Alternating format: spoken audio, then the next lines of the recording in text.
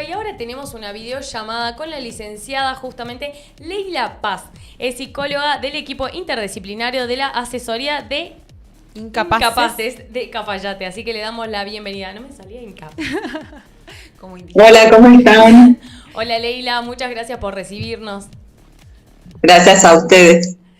Bueno, comentanos un poquito cómo están trabajando justamente desde la asesoría de incapaces en Cafayate. Porque mañana justamente es el Día Mundial de la Prevención del Suicidio, ¿no? Mañana 10. Así es. Bueno, un poco podemos hablar en relación a qué estamos refiriéndonos cuando hablamos del suicidio y tenemos que tener en cuenta en esto de que estamos hablando de un proceso en donde en cualquier etapa se puede llegar a intervenir a través de la prevención. Lo más importante de la prevención sería poder estar atento y poder escuchar en el momento donde se requiera, digamos, de poder intervenir frente a algunos factores de riesgos para justamente poder dar una prevención a este tema, ¿sí? Acá lo más importante es que qué podemos tomar como señal de alarma en el suicidio, y vamos a hablar principalmente de la etapa más vulnerable, que sería los niños y adolescentes, y vamos a decir que lo que más nos tiene que prender esa señal de alarma serían todas aquellas situaciones donde notamos un cambio de conducta, fundamentalmente, por ejemplo, en la pérdida del interés por algo que les gustaba hacer al adolescente. En este caso podemos referirnos hijos, alumnos o lo que nos toque, digamos, de cerca a nosotros como personas, ¿no? Porque todos podemos prevenir el suicidio, incluso de un amigo, de un conocido, ¿sí? La sugerencia sería poder estar atentos en ese cambio de conducta que se puede demostrar por el desinterés. Puede ser también que notemos algunas señales de tristeza, ¿no?, en la persona, y la soledad. Es decir, por ejemplo, la persona, el niño, el adolescente elige distanciarse y poder mantenerse un poco más a solas, aspectos que pueden llegar a ser tomados como normales, y acá lo importante es que cuando lo vamos a considerar un problema, cuando esto ya sea algo habitual, ¿no?, algo que fuera de lo normal, algo que ya se presenta con mucha frecuencia y antes no estaba acostumbrado a hacer esto, ¿sí? Bien. Leila, y hablando justamente de niños, ¿generalmente siempre dan señales, aunque no sean claras? ¿Algún cambio de Sí, comportamiento se suele notar? Sí, los cambios de comportamiento siempre se pueden notar a través de muchas veces de la observación y de la atención en lo que como papá o como docentes o nosotros como profesionales vamos notando, digamos, que algo que antes hacía deja de hacer. En la emocionalidad también, no muchas veces vinculado a la depresión, a la tristeza en el caso de los niños, sino que en el caso de los niños es más evidente a través de una hiperactividad o una excitabilidad. Cuando vemos, por ejemplo, que están muy activos con el tema de, no sé, físicamente, ¿no? Juegan, buscan hacer actividades, están constantemente buscando qué hacer, también puede ser una señal o un síntoma que nos indique cierta sensación o emoción vinculada a la tristeza, a la depresión. Y acá, como factores fundamentales, tienen que ver con lo que sucede en la escuela, ¿no? Muchas veces aparece esto por actitudes de rechazo, puede ser también el bullying, ¿no? La presencia así. O a muchas veces los adolescentes por dificultades con la identificación, ¿no?, sexual, o el temor, por ejemplo, la reacción de la familia al tener que comunicar. Bien, y otra consulta, Leila, justamente vos decís de las señales que nos brindan los chicos, las alertas que hay que tener, ¿y qué pasa con la persona que va al grano, un adolescente, un niño que te dice, no sirvo para nada, soy malo, soy un desastre? El típico, viste, soy un gasto, pero ¿qué pasa? Muchos dicen, perro que ladra no muerde, otro dice, me quiero morir. ¿Qué pasa con estas personas que te dicen literal esas cosas, me quiero matar, me quiero morir? ¿Es una falsa verdad o qué sería? Ahí un poco se me cortó el audio, pero ¿Querés que te repita? creo que me estabas... creo que me estabas haciendo referencia si lo dice directamente. Tal cual, ¿Sí? porque hay mucha gente que Bien. conozco que dijo, viste, Sí. che, me voy a matar, alguna cosa así. Pasó, y hay gente que dijo, perro que ladra no muerde, no lo iba a hacer nunca, pero terminó pasando. Exacto. Entonces, ¿qué haces? Sí. Acá el tema de que hay como un mito que se dice que las personas que lo dicen no lo van a hacer, y esto no es cierto. Por lo tanto, o sea, es importante que sepamos que esto es un mito. Como yo les decía al principio, el suicidio está tomado como un proceso, o sea, va a dar indicios previos. Y cuando una persona lo dice, lo importante es poder mostrarse con disponibilidad para escuchar. ¿A qué haces referencia con esto? ¿Por qué decís esto?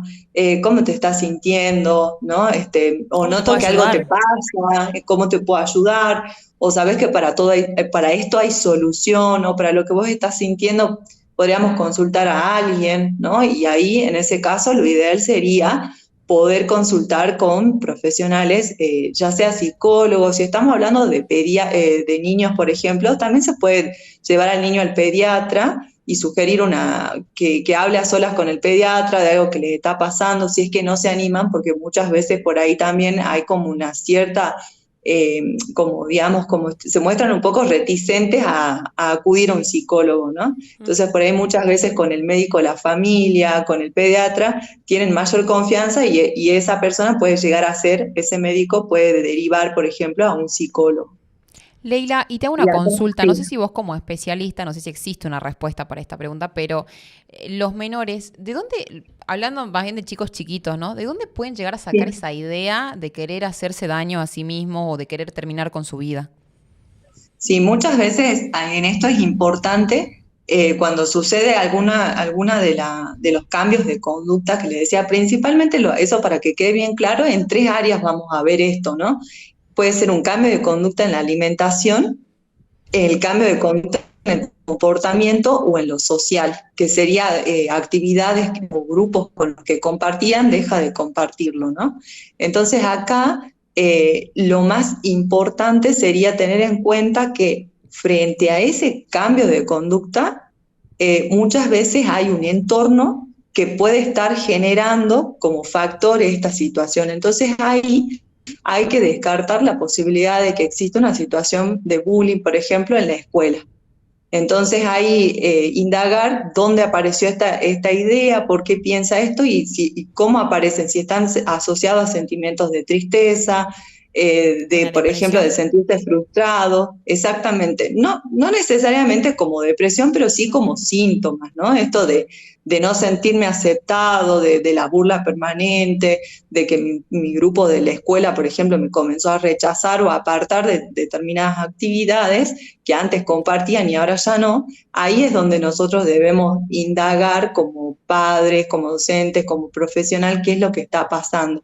Y esto de dónde sacó la idea, hay que preguntarlo directamente, ¿no? Esto vos lo decís porque dónde lo escuchaste o dónde lo viste. Y acá puede aparecer varias cuestiones. Puede aparecer en redes sociales, puede ser que haya consultado, tal vez entró a buscar en algún buscador alguna situación de qué hacer frente a esta situación, y lamentablemente se da con este tipo de páginas que inducen, digamos, a los A todo eso. niños a cometer este tipo de acciones, ¿no es cierto? Y también hay juegos en red, ¿no? Que por ahí tienen altos contenidos violentos, y esto también es sumamente peligroso. Por eso lo más importante frente a este tema en la prevención tiene que ver con los adultos que acompañamos a los niños y a los adolescentes. Bien. Leila, y como para ir cerrando, en este último tiempo Sí, justamente se ve como los niños y los adolescentes tienen una autoexigencia, ¿viste? Y también un miedo, un temor al fracaso. ¿Este tema sí. debería ser una alerta realmente para tratarlo con la familia, con la institución donde vayan?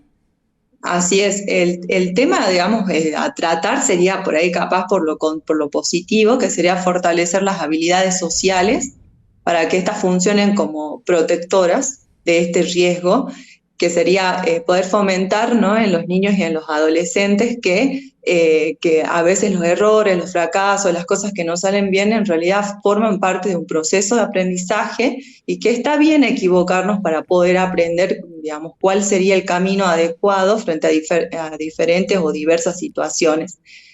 Acá lo más importante es poder explicar, digamos, cómo existen diferentes emociones, que está bien vivir diferentes emociones, pero que también hay emociones positivas, y hay que ayudarlos a poder lograr estas emociones. ¿De qué manera? Por ahí muchas veces cuando como adultos nos referimos a los chicos para corregir alguna conducta, es importante no dejar de resaltar los aspectos positivos, ¿no? Porque capaz en esto del rendimiento escolar, por ahí muchas veces uno marca la falta o el error y dice, bueno, por ejemplo, sos un chico que no estudia, no haces nada. Por ahí lo ideal es corregir por lo positivo y decir, bueno, yo sé que sos inteligente. Exactamente, sé que sos inteligente, sé que podés cumplir con esto, sé que vos lo podés lograr, ¿en qué te puedo ayudar? Es muy diferente comunicar eso a comunicar solamente el error y hacer sentir, ¿no?, esta sensación de frustración. Es como decimos justamente, hablar una crianza respetuosa. Sí. Así que bueno, gracias, Leila. Valoramos mucho tu trabajo bueno. en la Secretaría, lo que estás haciendo en Cafayate. Así que bueno, te mandamos un beso enorme. Gracias, bueno, gracias por tu tiempo. Antes de terminar, por ahí paso un dato que es importante para las personas que estén en esta situación. Obvio. Hay un programa por parte del gobierno que tiene que ver con el GIAF, que es un programa de la Secretaría de Salud Mental, y que ahí en Salta Capital lo pueden encontrar en el Centro de Salud número 63, Sarmiento 655, que tiene un horario de atención de lunes a viernes de 8 a 16, y un número de teléfono, que no sé si quiere que lo pase. Sí, sería ahí a mano. sí, lo tengo a mano. 421-3387, que acá lo positivo de esto es que se puede hacer la atención tanto presencial como de manera telefónica, puede recibir la persona la asistencia, y si es ante una situación de emergencia, el 911 para poder hacer que los deriven al programa. Bien. Ley, muchísimas gracias por toda esa información. Solo te repito que me repitas el número, por favor. Bien, 421